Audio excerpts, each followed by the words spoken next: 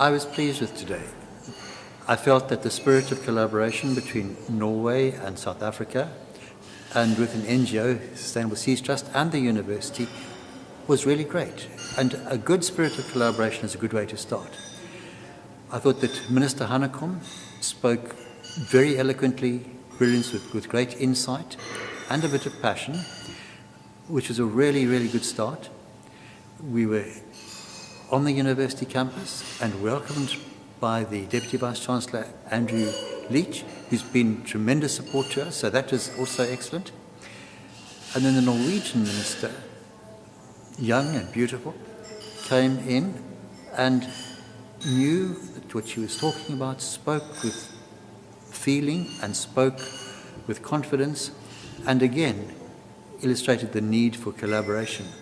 And what was also pleasing to me was that the mayor came and was very pleased to have the delegation here, but received the pressure that was put onto him by the ministers and myself to make Nelson Mandela Bay metropolitan area the first to zero plastics on the continent, and we put the date to him as December 2021, giving an incentive to the people, stimulating them, giving them a deadline, giving them something to work for.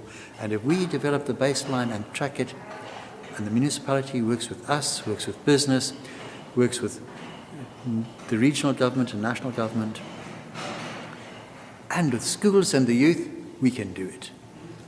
I think that today developed the momentum.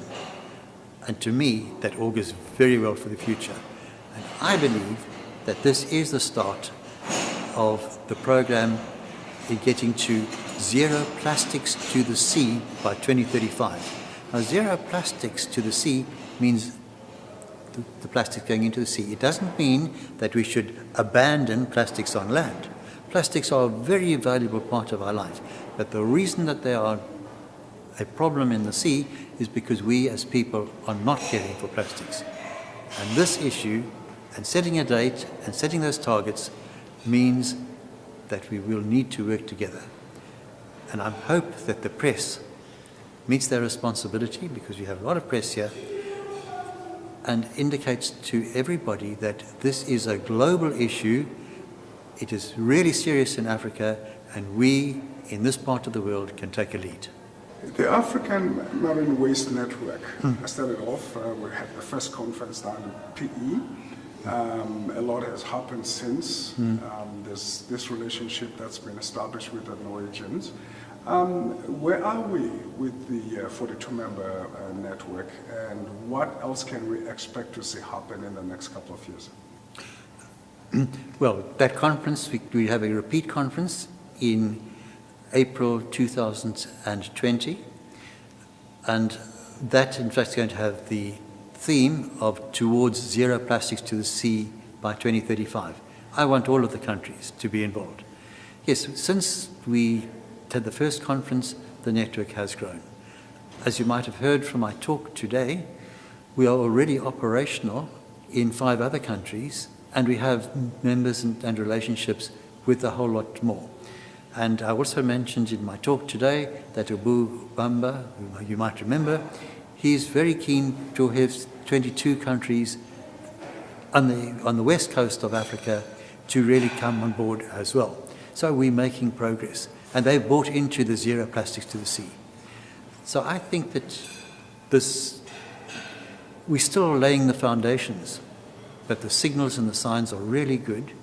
The enthusiasm is mounting and the support is mounting. And you know something? We've just got to do it. We cannot go on with this urgent issue. Some people have said to me, 2035, Tony, you're crazy.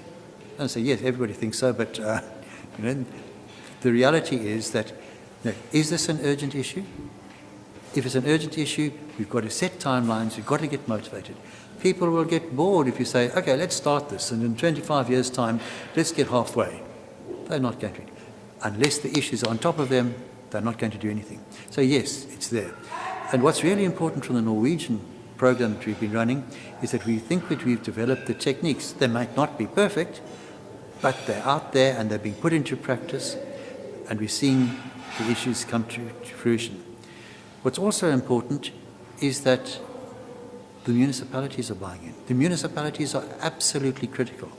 And the municipalities have been identified as being the organizations or groups that need the most assistance.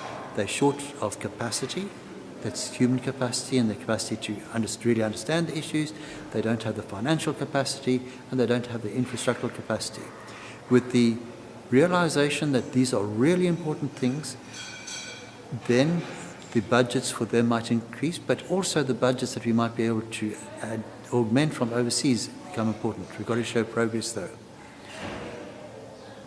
It's also interesting the contrast we have. For Norway, the photographs that I showed about waste and so forth lying around in South Africa, representing other African countries, they don't have that. For them, what is really important are those emotional issues of what's happening to the whales and the dolphins and this sort of thing, which you heard 4 or 5 times from them today. For us in Africa, what's important is the job creation, the health, the cleaning of the environment for the people, the pride that we can generate from that, and the returns that it can get by bolstering the economy. So those are the real issues. Ours are the issues that affect people on a daily basis. To them, it's the issues that hit and tug at the heartstrings. We need to use both, but the real issues for Africa are people issues. We get rid of the plastic and other waste, we'll have a better continent. So thank you very much. Okay.